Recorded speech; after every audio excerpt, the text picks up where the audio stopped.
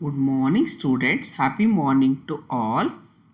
BCom Corporate Law 3rd semester Davangere University session 31.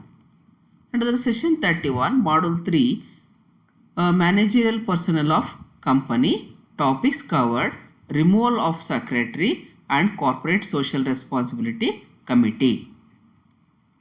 Learning objectives. Main objective of this session is to understand the concept of removal of secretary and corporate social responsibility committee. In the previous period, we know about the corporate social responsibility committee meaning and objectives. After studying this session, you should be able to understand, explain the concept of removal of secretary and corporate social responsibility committee.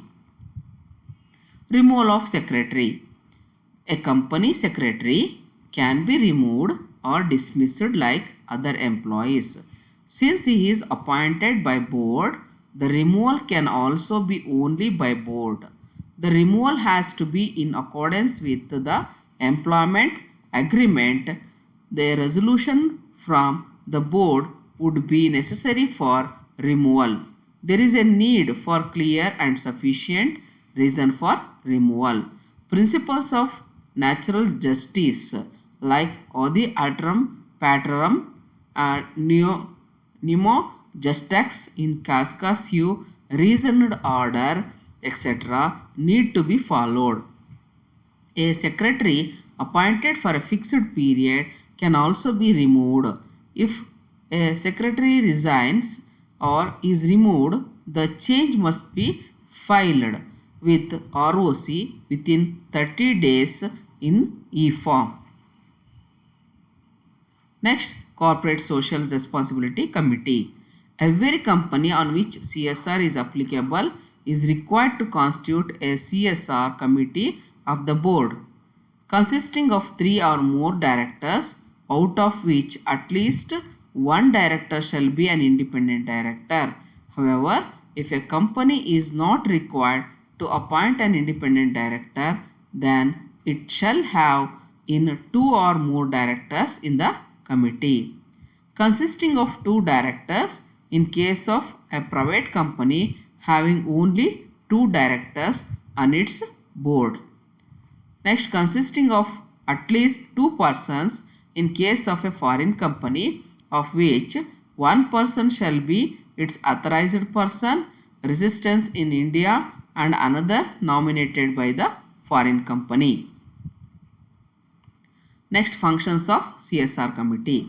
The CSR committee shall formulate and recommend to the board a CSR policy which shall indicate the activities to be undertaken by the company, recommend the amount of expenditure to be incurred on the activities referred to in clause 1, monitor the CSR policy of the company from time to time, institute a transparent monitoring mechanism for implementation of the CSR projects or programs or activities undertaken by the company.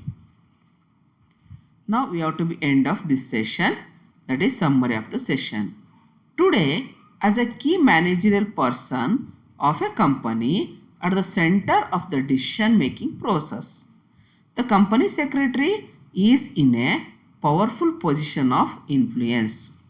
Company secretary assists and guides the directors and other key managerial persons in their pursuit of profit and growth, and needs to act with integrity and independency to protect the interest of the company, its shareholders and its employees.